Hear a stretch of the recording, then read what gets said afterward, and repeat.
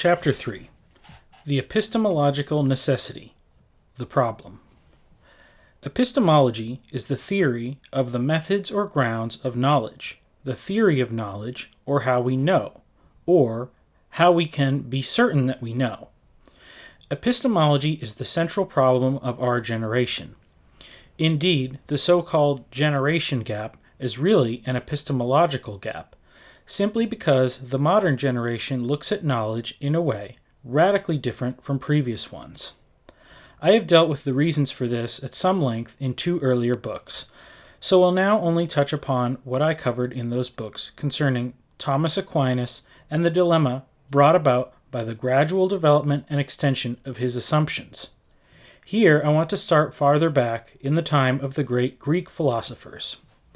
The Greek philosophers spent much time grappling with this problem of knowledge, and the one who wrestled with it most and with the greatest sensitivity was Plato.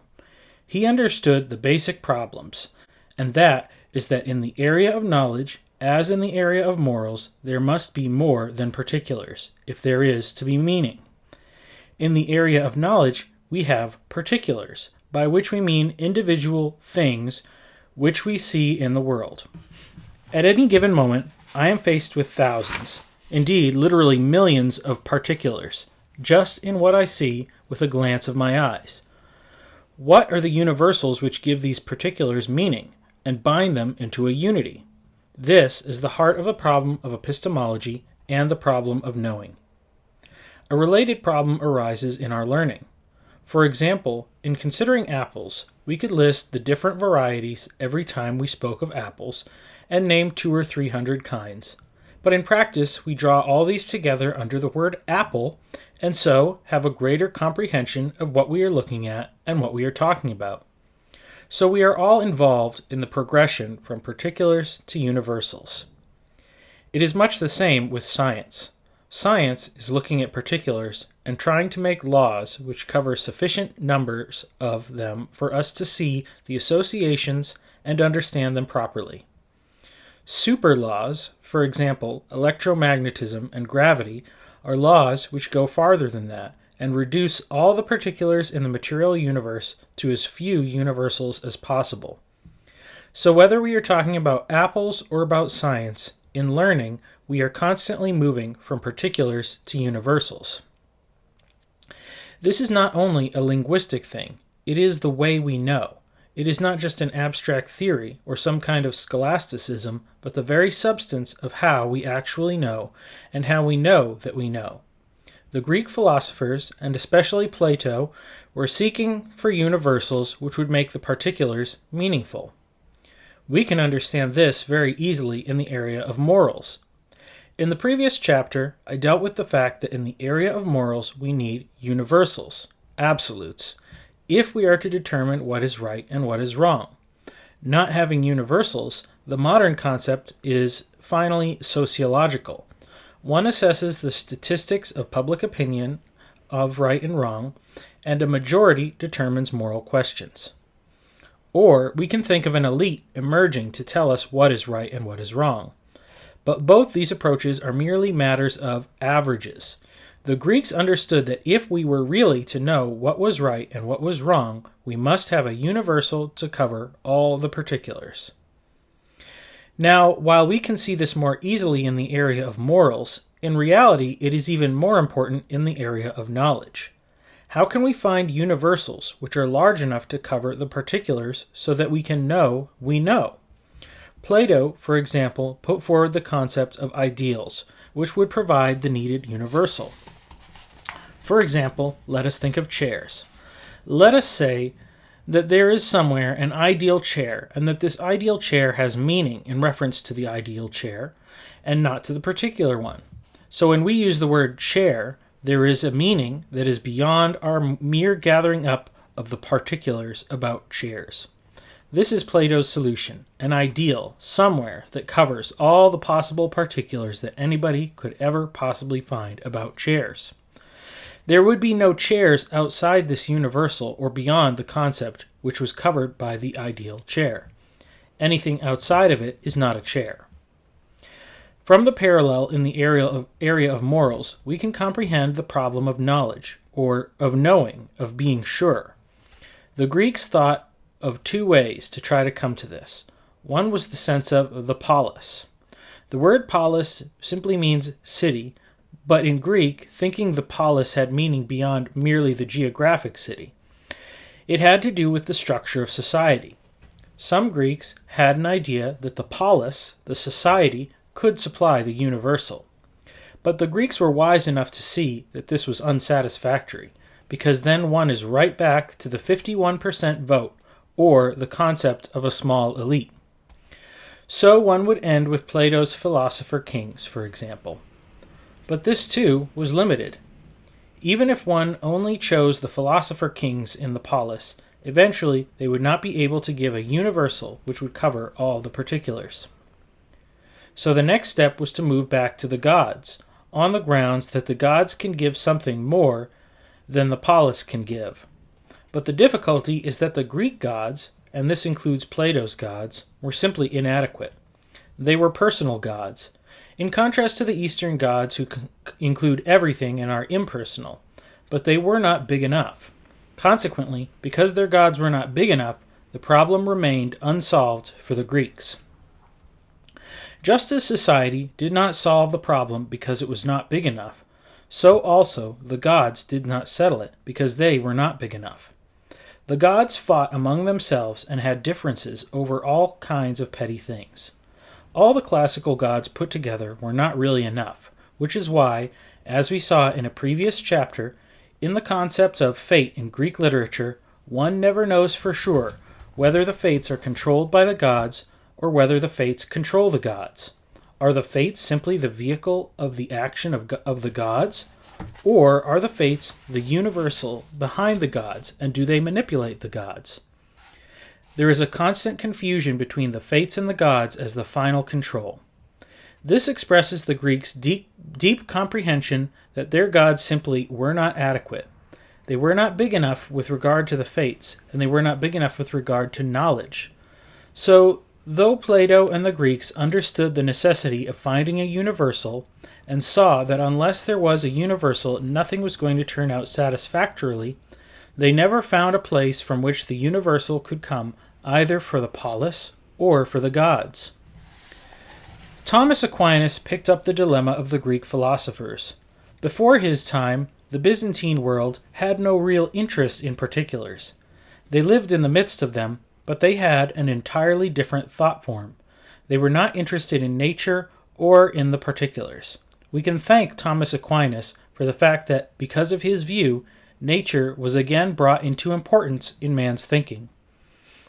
Gradually, as Thomas Aquinas' emphasis spread, as I pointed out in Escape from Reason, it began to be understood and disseminated in the area of the arts.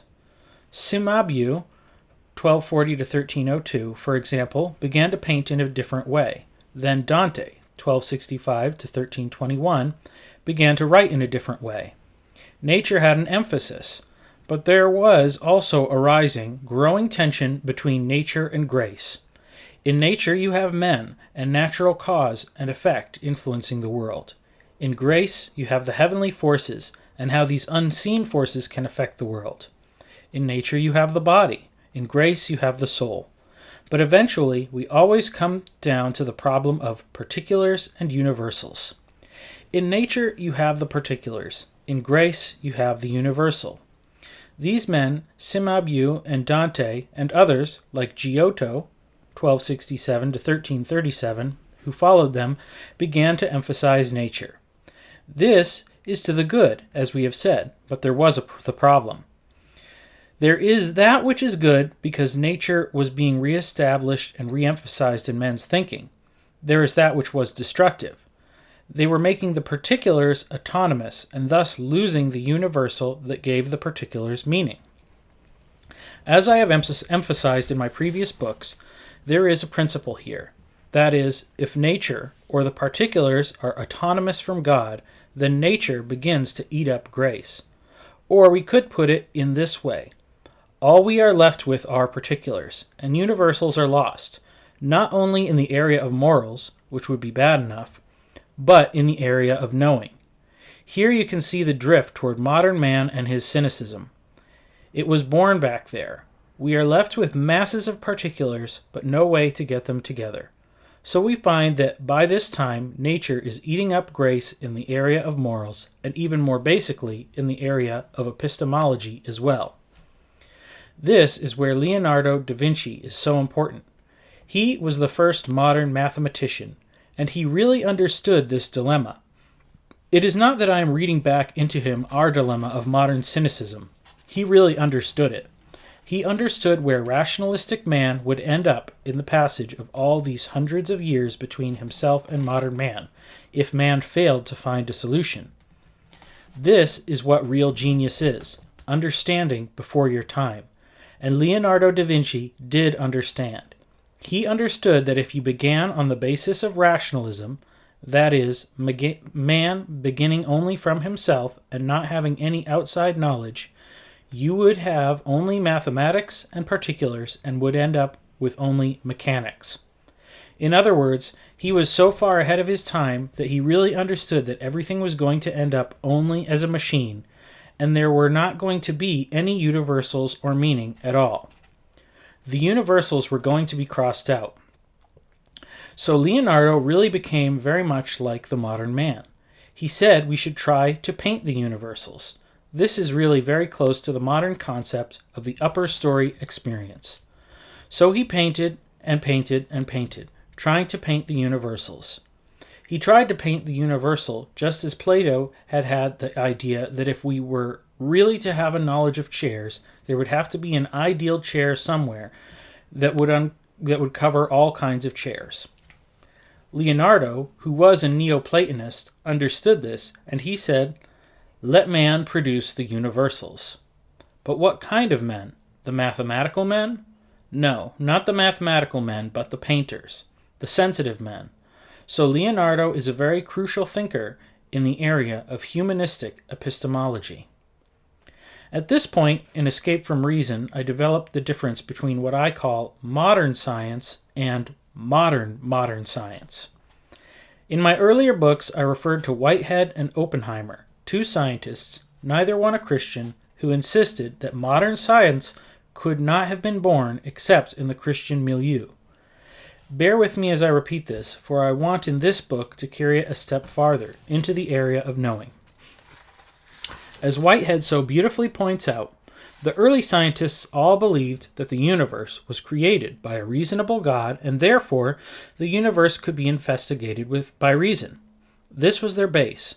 In the birth of modern science, the scientists were men who believed in the uniformity of natural causes, in a limited or open system, a system which could be reordered by God and by man made in the image of God. This is a cause and effect system in a limited time span. But from the time of Newton, not with Newton himself, but with the Newtonians who followed him, we have the concept of the machine extended until we are left with only the machine. At this point, we moved into modern science, in which we have the uniformity of natural causes in a closed system, including sociology and psychology. Man is included in the machine. This is the world in which we live in the area of science today. No longer believing that they can be sure the universe is reasonable because created by a reasonable God, the question is raised which Leonardo da Vinci already understood and which the Greeks understood before that. How does the scientist know?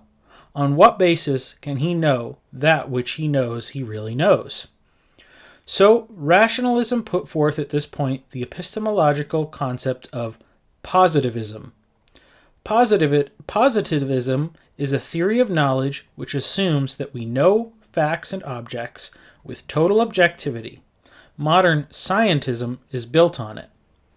It is a truly romantic concept, and while it held sway, rationalistic man stood 10 feet tall in his pride. It was based on the notion that without any universals to begin with, finite man could reach out and grasp with finite reason sufficient true knowledge to make universals out of the particulars. Jean-Jacques Rousseau is crucial at this point. because he changed the formulation from nature and grace to nature and freedom, absolute freedom. Rousseau and the men around him saw that in the area of nature, everything had become the machine. Upstairs, they added the other thing, that is, absolute freedom. In the sense of absolute freedom upstairs, not only is man not to be bound by revelation, but he is not to be bound by society, the polis, either. This concept of autonomous freedom is clearly seen in Gauguin, the painter. He was getting rid of all the restraints, not just the restraint of God, but also the restraint of the polis, which for Gauguin was epitomized by the highly developed culture of France. He left France and went to Tahiti to be rid of the culture. In doing this, he practiced the concept of the noble savage, which Jean-Jacques Rousseau had previously set forth. You get rid of the restraints, you get rid of the polis, you get rid of God or the gods, and then you are free. Unhappily, though not surprisingly, this did not turn out as he expected. So what we have is a destructive freedom not only in morals, though it shows itself very quickly in morals, especially quickly perhaps in sexual anarchy, but in the area of knowledge as well. In metaphysics, in the area of being, as well as morals, we are supposed to have absolute freedom. But then the dilemma comes. How do you know, and how do you know you know? We may imagine the Greeks and Leonardo da Vinci and all the Neoplatonists at the time of the High Renaissance coming in and asking Rousseau and his followers, "Don't you see what you have done? Where are the universals? How are you going to know? How are you going to build enough universals out of particulars, even for society to run, let alone build true knowledge, knowledge that you really know and are sure that you know?" It is only a step, really, from men like Gauguin to the hippie culture of the 1960s, and as a matter of fact, to the whole modern culture. In a certain sense, there is a parenthesis in time from Rousseau until the birth of the hippie culture and the whole modern culture, which is founded on the view that there are no universals anywhere, that man is totally hedonistically free, that the individual is totally hedonistically free, not only morally, but also in the area of knowledge. We can easily see the moral confusion that has resulted from this, but the epistemological confusion is worse. If there are no universals, how do we know reality from non-reality? At this point, we are right in the lap of modern man's problem, as I will explain later. Now let us go back to the period immediately after Rousseau, to Immanuel Kant and Hegel, who changed the whole concept of epistemology. Before this, in epistemology, man always thought in terms of antithesis. That is, you learn by saying A is A, and A is not non-A. These are the first steps of classical logic. In other words, an antithesis, if this is true, that its opposite is not true. You can make an antithesis. That is the classical methodology of epistemology, of knowing. But Hegel saw that antithesis has never turned out well on a rationalistic basis, so he proposed to change the methodology. In his position, all things are relativized. Instead of dealing with antithesis, we are left with synthesis. This set up a triangle. Each thing is a thesis, it sets up an antithesis, and the answer is always synthesis. The whole world changed in the area of morals and political science, but it changed more profoundly, though less obviously, in the area of knowing itself. This changed the whole theory of how we know. In my books, I moved to Kierkegaard, whose thinking took this a step further. Those who followed him set up an absolute dichotomy between reason and non-reason. The Kierkegaardianism, which was extended from his teaching, teaches that which would give meaning is always separated from reason.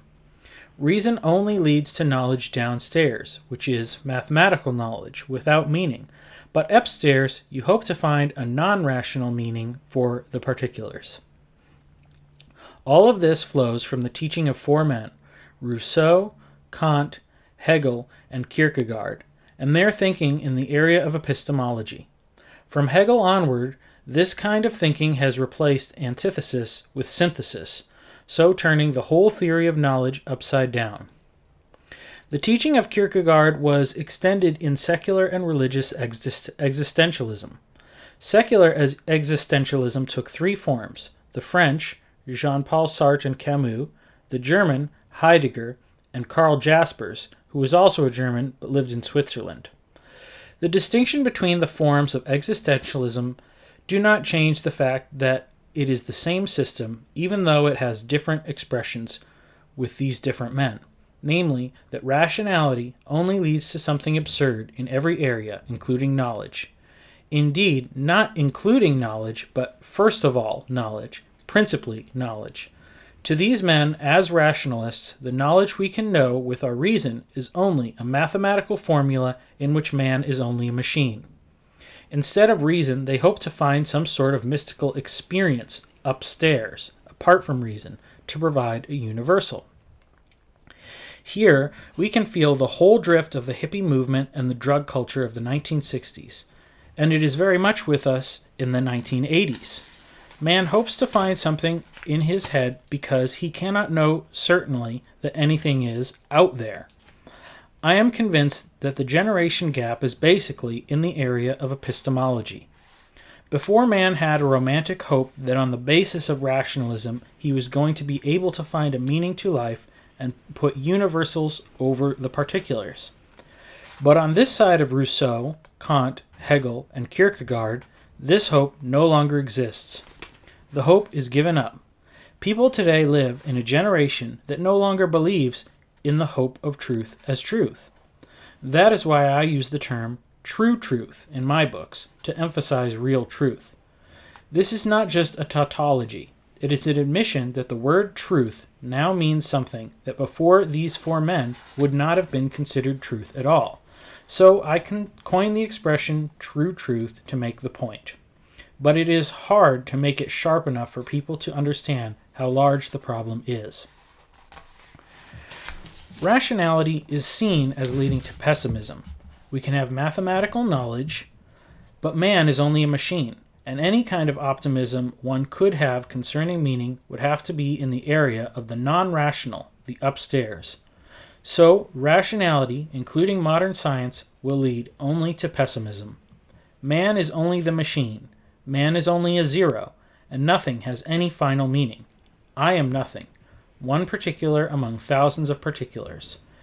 No particulars have meaning, and specifically, man has no meaning, specifically the particular of myself. I have no meaning. I die. Man is dead. If people wonder why they are treated like computer data, it is for no less reason than this.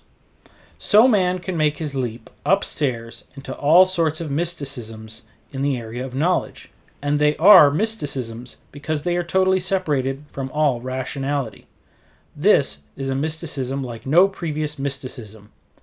Previous mysticisms always assumed something was there, but modern man's mysticisms are semantic mysticisms that deal only with words. They have nothing to do with anything being there, but are simply concerned with something in one's own head, or in the language in one form or another. The idealistic taking of drugs in the 1960s began as one way to try to find meaning within one's head. The present situation is one where we have in the area of the rational that which leads to mathematical formula and man as a machine, and in the non-rational area all kinds of non-rational mysticisms. Now we must turn our attention again to the downstairs positivism. This was the great hope of rationalistic man, but gradually positivism has died. I remember when I first lectured at Oxford and Cambridge, one had to change gears between the two great universities, because in Oxford they were still teaching logical positivism, but in Cambridge it was all linguistic analysis. Gradually, positivism has died. For a careful study as to why this has happened, I would recommend Michael Polanyi's book, Personal Knowledge, An Introduction to Post-Critical Philosophy.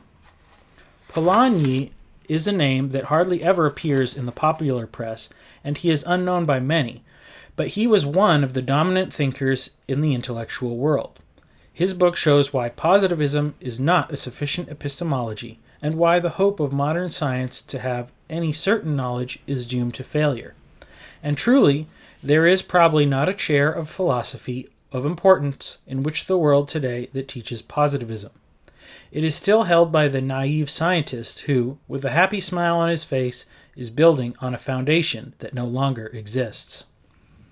Now we must notice where we have come. The first of all the modern scientists, Copernicus, Galileo, up to Newton and Faraday, as Whitehead pointed out, had the courage to begin the formulate modern science because they believed the universe had been created by a reasonable God, and therefore it was possible to find out what was true about the universe by reason. But when we come to naturalistic science, that is all destroyed. Positivism was put in the place of the basis for knowing, which is held by the early modern scientists. But now, positivism itself is destroyed. Polanyi argues that positivism is inadequate because it does not consider the knower of what is known. It acts as though the knower may be overlooked, as though the knower knew without actually being there. Or you might say that positivism does not take into account the knower's theories or presuppositions. That is, positivism assumes that the knower approaches everything without any presuppositions, without any grid through which he feeds his knowledge. But here is the dilemma, as Polanyi shows, because this simply is not true. There is no scientist who holds to the positivistic position who does not feed knowledge through a grid, a theory or worldview through which he sees and finds. The concept of the totally innocent, objective observer is utterly naive, and science cannot exist without an observer. When I was younger, people would always say that science is completely objective. Then, some years ago, in Oxford, it began to be insisted that this is not true, that there is no such thing as science without the observer. The observer sets up the experiment, the observer observes it, and then the observer makes the conclusions. Polanyi says that the observer is never neutral. He has a grid, he has presuppositions through which he feeds the things which he finds. I would go a step further. I have always insisted that positivism has an even more basic problem. One must always judge a system in its own total structure. Within positivism as a total structure, there is no way of saying with certainty that anything exists.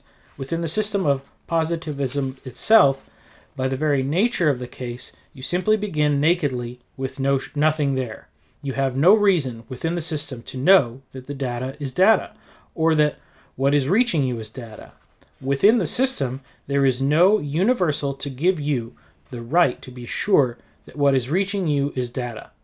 The system of positivism itself gives you no certainty that anything is there, or that there is really, in the first move, any difference between reality and fantasy.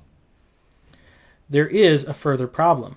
Not only does the positivist not know with certainty that anything is there, but even if it is there, he can have no reason to think he knows anything truly, nor even anywhere near truly. There is no reason within the system to be sure that there is a correlation between the observer, that is the subject, and the thing, that is the object. To bring it further up to date, Karl Popper, who is another of the well-known thinkers of our day, has argued that a thing is meaningless unless it is open to verification and falsification. But in a later book, he took a step backwards. He said there is no possibility of verification. You cannot verify anything, only falsify. That is, you cannot say what a thing is. You can only say certain things that it is not. In science, the same problem is involved with much of the model concept.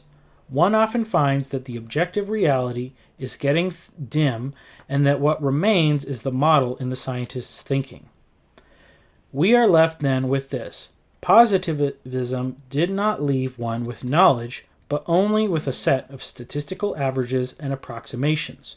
with no certainty that anything was there, finally, and no certainty of continuity in the things that were there. One can relate this to Alfred Korzybowski's and D. David Borland's general semantics, which would not allow the verb to be ever to be used. All their books are written without the use of the verb to be. Why? Because they say there is no certainty of continuity.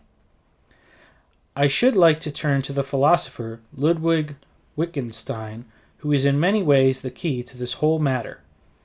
There is an early Wittgenstein and there is a later Wittgenstein, but in his Tractatus, which we refer to here, we are concerned with the early Wittgenstein. Later he moved into linguistic analysis, but in this early stage he argued that down here in the world, in the area of reason, you have facts. You have the propositions of natural science. This is all that can be said. It is all that you can put into language. This is the limit of language and the limit of logic. Downstairs we can speak, but all that can be spoken is the mathematical propositions of natural science. Language is limited to the downstairs of reason, and that ends up with the mathematical formulations.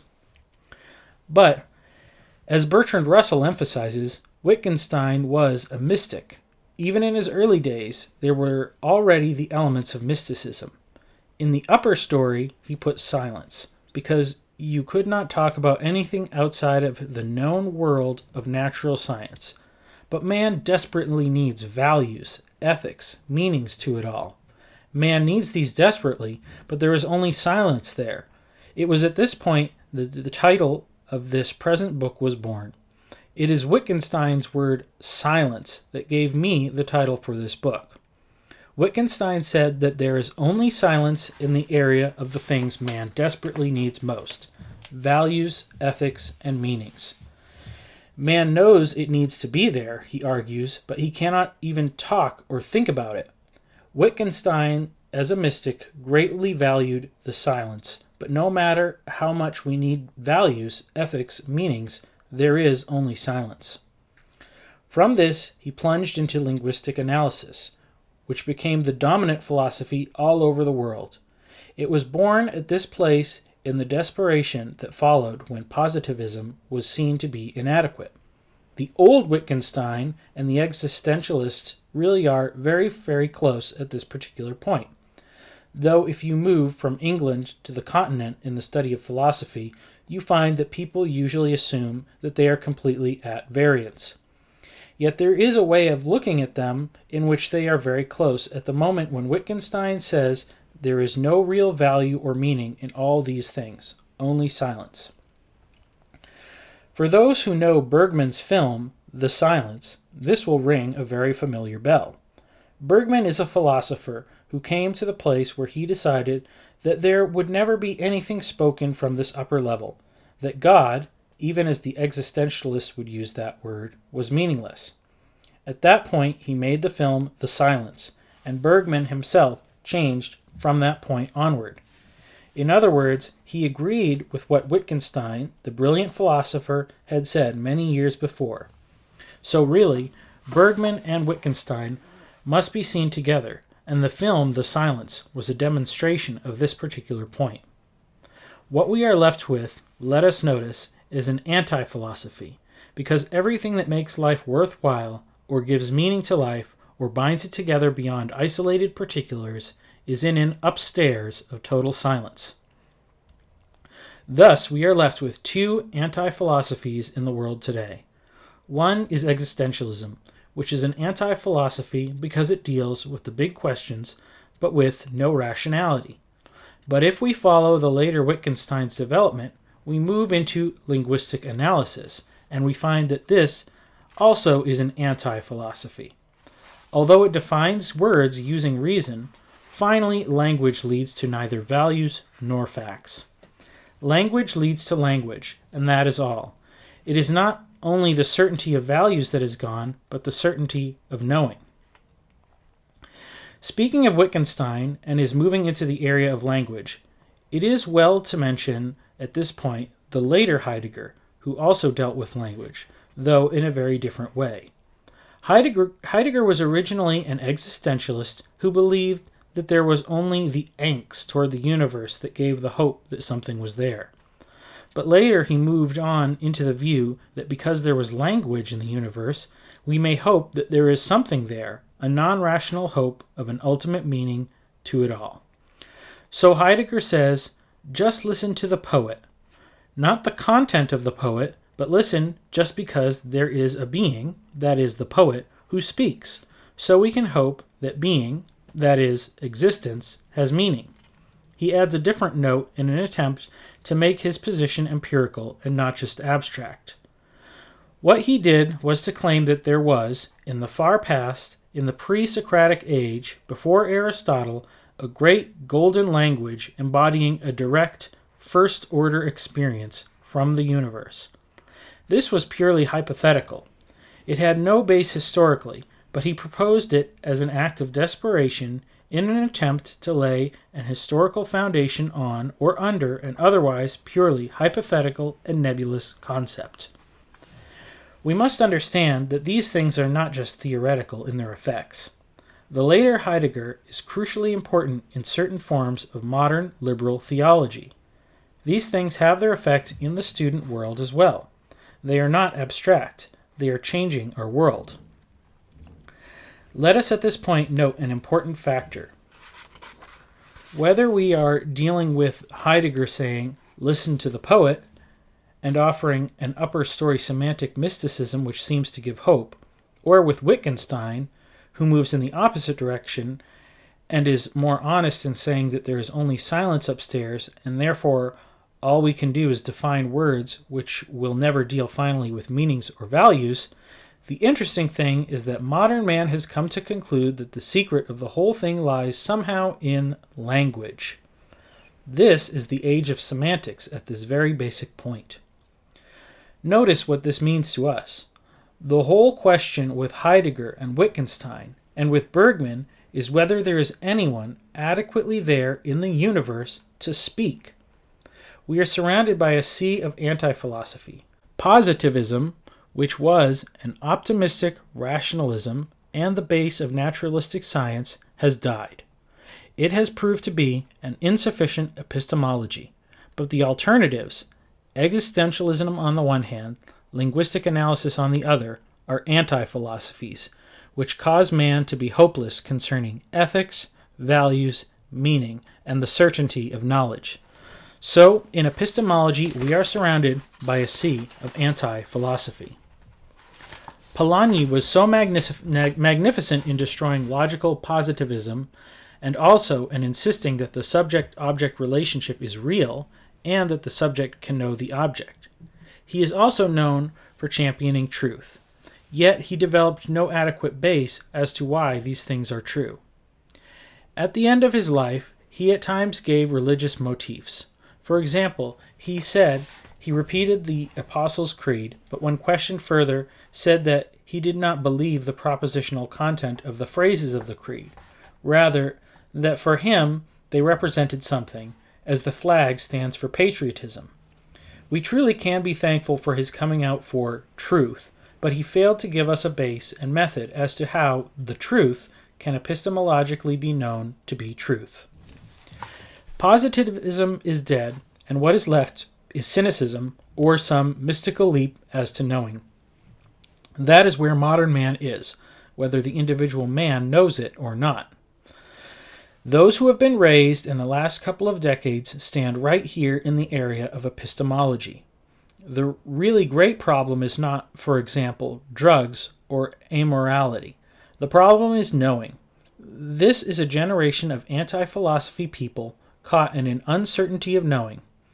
In the downstairs area, which modern man ascribes to rationality, and concerning which he talks with meaningful language, he can see himself only as a machine, a totally determined machine, and so has no way to be sure of knowing even the natural world. But in the area of the upstairs, which he ascribes to non-rationality, modern man is without categories, for categories are related to reason and antithesis. In the upstairs, he has no reason to say that this is right as opposed to that being wrong, or non-right, perhaps, to use the more modern idiom. In the area of morals, in the upstairs, he has no way to say one thing is right as opposed to another thing being non-right. But notice, it is more profound and more horrible. Equally, living upstairs, he has no way to say that this is true as opposed to that which is non-true. We see this vividly in the cinema.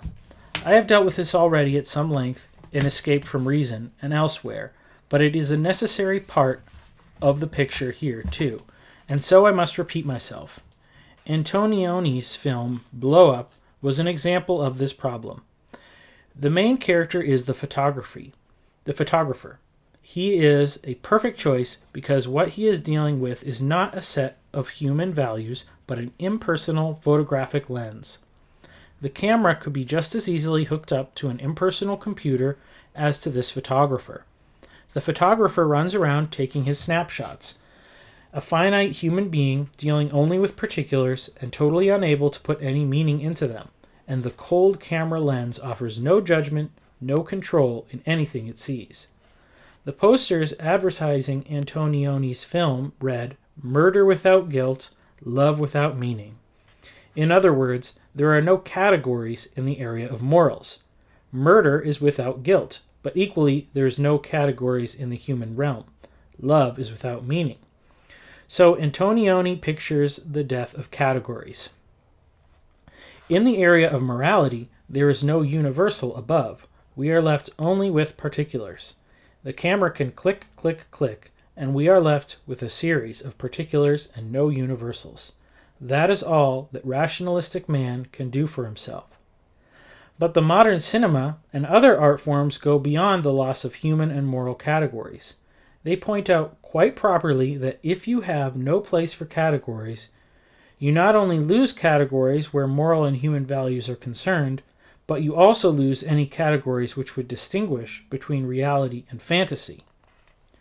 All the way back to the Greeks, we have, for 2,000 years, the cleverest men who have ever lived trying to find a way to have meaning and certainty of knowledge. But man, beginning with himself and no other knowledge outside of himself, has totally failed, and Antonioni pointed it out powerfully in his film. Modern man has no categories once he has moved out of the lower area of reason. Downstairs, he is already dead. He is only a machine, and none of these things have any meaning. But as soon as he moves upstairs into the area of the upper story mysticism, all that is left is a place with no categories with which to distinguish the inner world from the outer world with any certainty. Modern man has no categories to enable him to be at all sure of the difference between what is real and what is illusion. There are 4 groups of categories involved here. We have considered 3 of these. First, the moral category. Second, the human. Third, the categories of reality and fantasy. The fourth, which we examine now, concerns our knowing other people. The third group of categories was concerned with moving from inside the head to outside the head with certainty, and being sure that there is any difference between reality and fantasy. The fourth group is in the reverse. How can 2 people meeting ever know each other, moving from outside their heads into each other's heads? How do we have any categories to enable us to move into the other person's thought world? This is a part of the modern man's alienation. This is the blackness which so many modern people face, the feeling of being totally alienated.